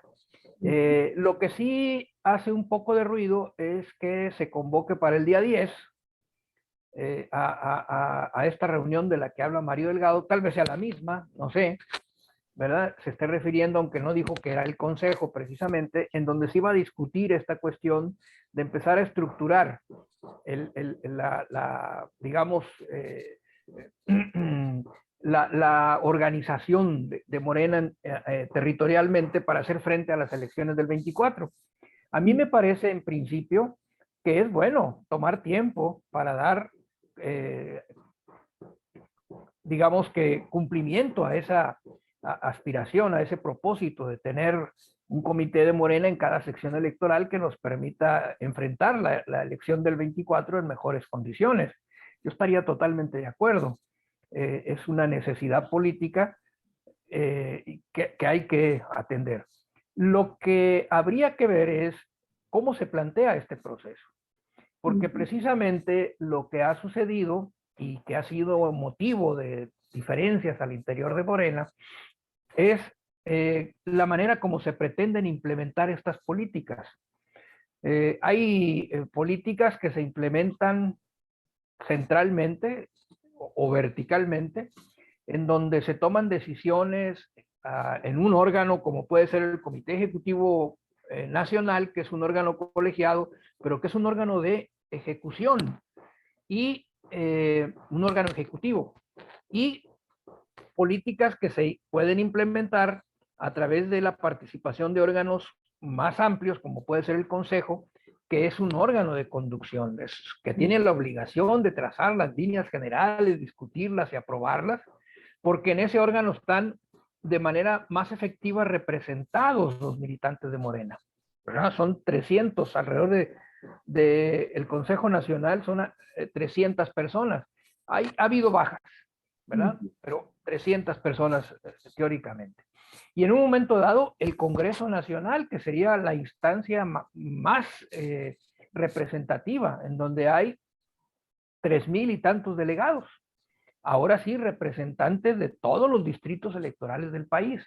Ahí se pueden discutir y se deben discutir las políticas generales, y estamos hablando entonces de políticas que surgen desde órganos más representativos, no desde un comité ejecutivo, ¿verdad? Que tiene 30 integrantes, que no necesariamente es no solamente no necesariamente, no es tan representativo como el Consejo y el Congreso. Entonces, habría que ver cómo surge y cómo se lleva a cabo esta política de organización.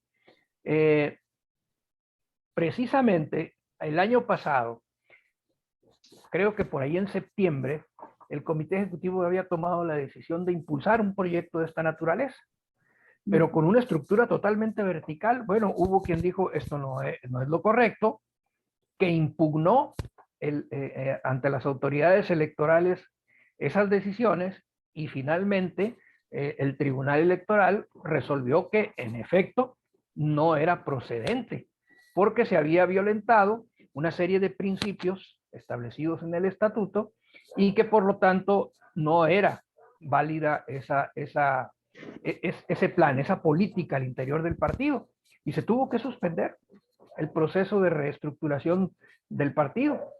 Debió haberse sustituido de manera inmediata por otro procedimiento aprobado ya en una institución más representativa del partido. Pero no se hizo. Y entonces quedó eso en stand-by. Hoy se retoma el tema. ¿Cómo se va a hacer? A mí me parece que eso es lo que hay que ver. Miren, a veces resulta un poco complicado porque no tenemos, digamos, presente que de acuerdo con la legislación electoral que existe en el país, los partidos políticos han perdido mucha autonomía, en el sentido de que son regulados, supervisados e intervenidos. Cuando la ley así lo determina, que es una ley que aprobó el Congreso, obviamente, en su vida interna. Bueno, recordemos qué pasó con Morena con la cuestión de la presidencia. ¿Por qué Mario Delgado es presidente nacional del partido? No fue elegido en un Congreso como marca el estatuto. Fue resultado de una consulta, ¿verdad? De una encuesta ordenada por el tribunal y llevada a cabo por el Instituto Nacional Electoral. O sea, no fue el partido quien lo eligió. Una instancia de dirección en donde el proceso democrático dice que tiene que ser la militancia la que lo elija. Bueno, dadas las circunstancias que se presentaron, ¿no? Con el argumento de que Morena carecía de un padrón confiable, debidamente refrendado y actualizado ante el Instituto Electoral, pues no se podía convocar un congreso. Pero como había necesidad de hacer el cambio, porque ya se habían vencido los plazos, pues el tribunal se sacó de la manga, ¿no? Y como es la autoridad máxima en términos electorales, bueno, pues no había nada que hacer. No se puede recurrir a ninguna otra instancia para impugnar esta situación. Tuvimos que aceptar esa situación. Bueno, y hoy tenemos esta dirección del partido. Bueno, pero más allá de esto, con lo que pretendo yo hacer es ilustrar cómo los partidos políticos carecen de la autonomía que antes tenían para decidir por sí solos, sin injerencia de nadie, cómo llevar a cabo sus actividades. Bueno, el proceso de afiliación, que de acuerdo con el estatuto es una facultad de los miembros del partido, todos los militantes tenemos el derecho de convencer gente, de afiliar gente y llevarla, y el procedimiento establecido en el estatuto es que son las secretarías de organización del comité de las instancias del partido las que llevan adelante el proceso de registro, validación y registro de nuevos militantes. Son los que dicen, ok, cumple los requisitos, pasa. Pero después de que pasa por el filtro de la Secretaría de Organización, esta tiene que presentar ante el INE el padrón de militantes para que el INE lo verifique. ¿En qué sentido? Bueno, revisa que los documentos en donde está la solicitud, ese documento autógrafo, en donde el ciudadano dice yo me deseo afiliar al partido y firma, ¿no? Revisa la firma con la base de datos que tiene el Instituto Federal, el Instituto Nacional Electoral, en el padrón electoral, porque ahí están la fotografía, está la firma de cada ciudadano que está inscrito en el padrón. Hacen una verificación, es un procedimiento complicado. Y una vez que dicen, ok, me entregas un padrón de 1 millón, 2 millones de miembros, Y después de revisar, te di de baja 100, 200,000 porque la firma no coincidía, porque esa persona ya no está en el padrón o por lo que tú quieras, y entonces tu padrón oficial, independientemente de que tengas 2 millones de registros, tu padrón oficial es de 1.700.000. Y sobre este padrón, tú vas a convocar a tus reuniones. Bueno, ese proceso no se ha hecho en Morena. Y supongo que ahora se va a hacer. Esta reunión, entre otras cosas, a la hora de formar los comités, ¿verdad? Que espero que sean comités de Morena, porque cabe la posibilidad de que sean comités amplios con gente de Morena y simpatizantes, y no necesariamente afiliados. Y entonces sea una estructura electoral y no una estructura de partido. Sí. ¿No? Bueno, habrá que ver cómo viene. ¿Cuál es el problema que yo veo en esto? Que estamos, además, obligados por sentencia del tribunal a reestructurar nuestra dirección, porque no se logró en el 2019, que era cuando tocaba, porque el mismo tribunal electoral invalidó el procedimiento que ya se había iniciado porque no existía un padrón oficial. Había disputas con relación al padrón que se estaba utilizando. Y no se ha actualizado ese padrón. Y entonces el tribunal, la sentencia dice, tienen que actualizar el padrón para poder continuar con el proceso. O sea, el proceso está inacabado. Y hay plazos, ¿no? La dirección de Mario Delgado al frente de Morena es una dirección que, por la misma sentencia del tribunal, llega hasta el 2023. Sí. Y entonces, permíteme dos obliga... preguntas en este momento, Armando. Sí, por favor. A propósito del padrón, ayer Citlali decía que también otro problema que tienen con el padrón es que si lo abren en este momento para todo el trabajo que tú acabas de decir, ¿no? De las secretarías de organización, revisarlo. Dice, si se abre este padrón, pues se da chance de que se inscriba mucha gente, que dentro de Morena existe temor de que se aproveche para traer masivamente a militantes y luego incidir en la toma de decisiones de cargos de dirección y de cargos de elección popular.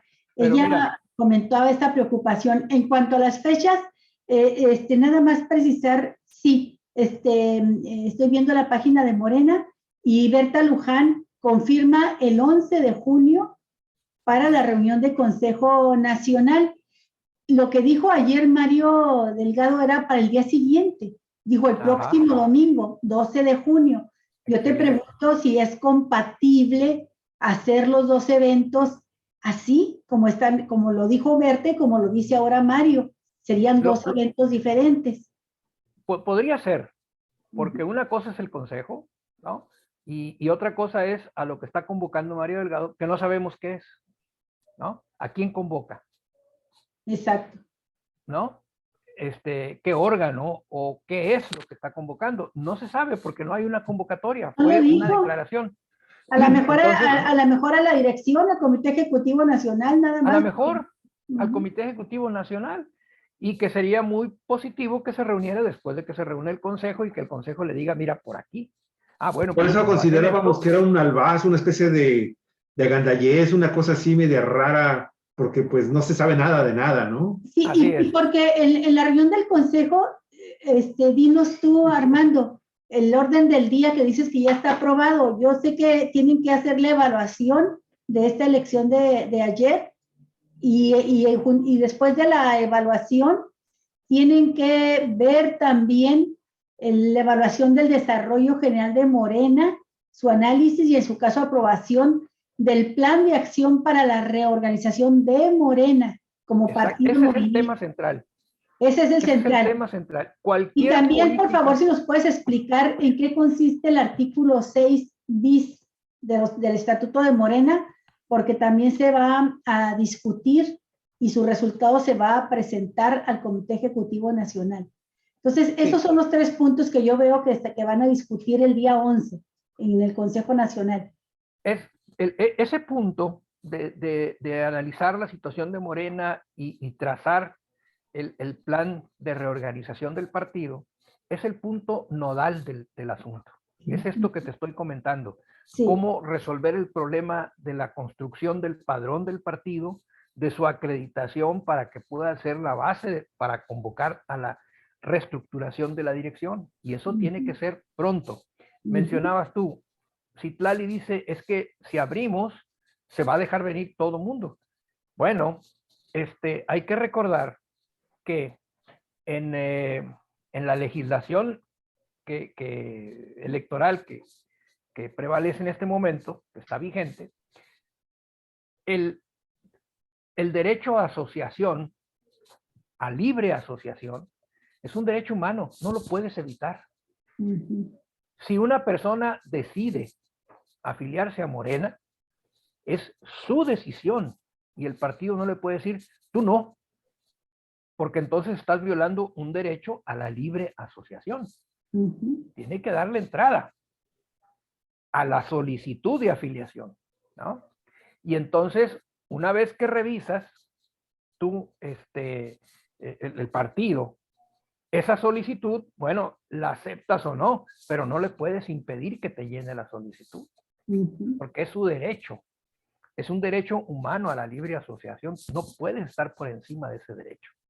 Ese fue uno de los argumentos que utilizó el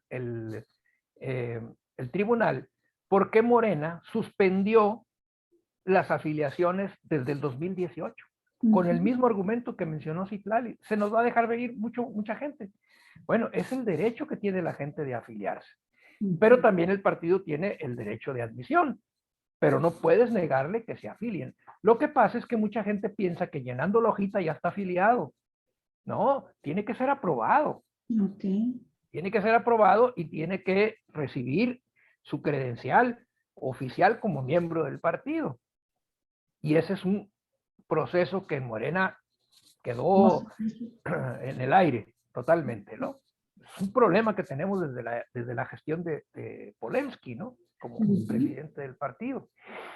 Bueno, entonces, no podemos evitar que la gente venga a Morena, ¿sí? Lo que sí podemos hacer es ver a quienes admitimos.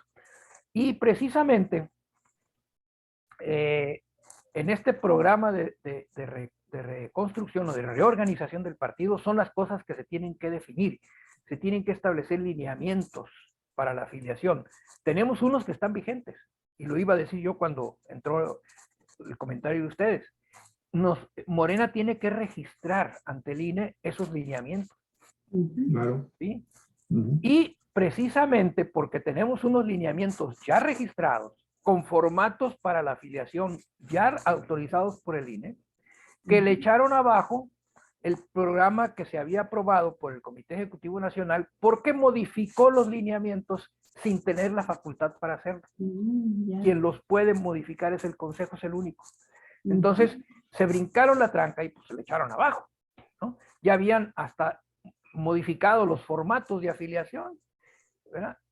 Y tuvieron que suspender porque no iban a ser válidos.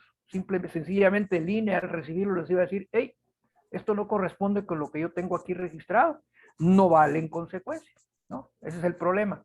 Ahora, respecto al sexto bis, este es un artículo que se agregó en el Congreso de 2018 y que tuvo como propósito poner un candado para evitar el chapulineo.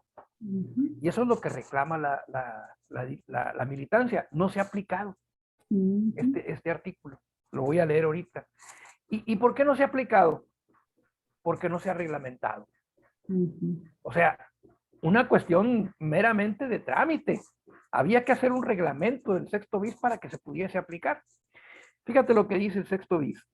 La trayectoria, los atributos ético-políticos y la antigüedad en la lucha por causas sociales con relación a los establecidos en los incisos A al H del artículo anterior serán vinculantes, o sea, obligatorios y valorados para quien aspire a ser candidato a un cargo interno o de elección popular. Fundamental. Pues con razón no lo permiten.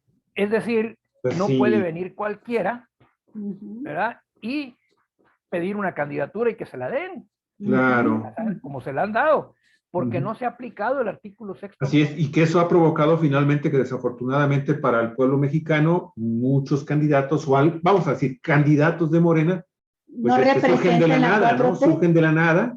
Es más, son connotados miembros de otros partidos o funcionarios de otros partidos y finalmente llegan aquí con el Ni plato siquiera, totalmente en la fíjate bien, mesa, no ¿no? pueden ser candidatos, pero tampoco pueden ser dirigentes del partido. Ah. Ujú. Oye, Si no Armando, cumplen con estos requisitos. Fundamental ese artículo 6. Exactamente, por eso es importante, es el artículo antichapulín. claro. ¿no? Permíteme hacerte una pregunta, Armando, Sí. con el tema de este tema de la afiliación y el padrón. Tú estás comentando que, bueno, está en este momento cerrado el padrón. No se están generando nuevas inscripciones al padrón. Pero yo supe que hubo algunos meses atrás un periodo como de reafiliación al partido. ¿Qué va a pasar con ese trabajo de reafiliación? ¿Formaba parte o forma parte de lo que se aprobó en las comisiones? ¿Fue algo de lo que resultó afectado con estas inscripciones de cosas que no estaban aprobadas por las asambleas? ¿Qué pasa con el tema de la reafiliación? Porque, te digo, yo supe que hubo gente que andaba haciendo el trabajo de reafiliación, ¿sí? Habrá gente que sí se reafilió, pero hay otros que pues dijeron, no, yo ya no quiero saber nada. Pero, ¿qué va a pasar con ese programa? Bueno, Mira, primero sí existió.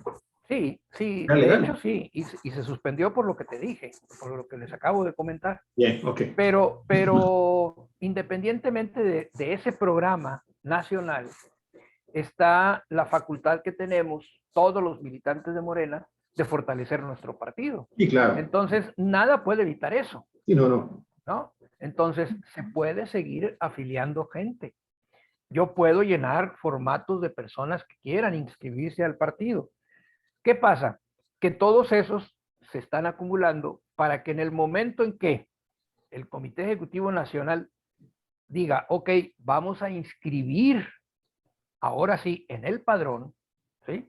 Entonces, esos formatos se suban, como decimos coloquialmente, al sistema, ¿verdad?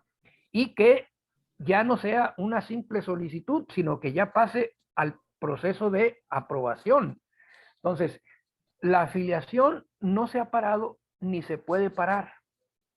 Las solicitudes de afiliación ahí están. Cualquiera puede ir a una oficina de Morena y decir, yo quiero ser parte de Morena, ok, aquí está tu solicitud, llénala, fírmala y órale. Pero no se inscriben al padrón.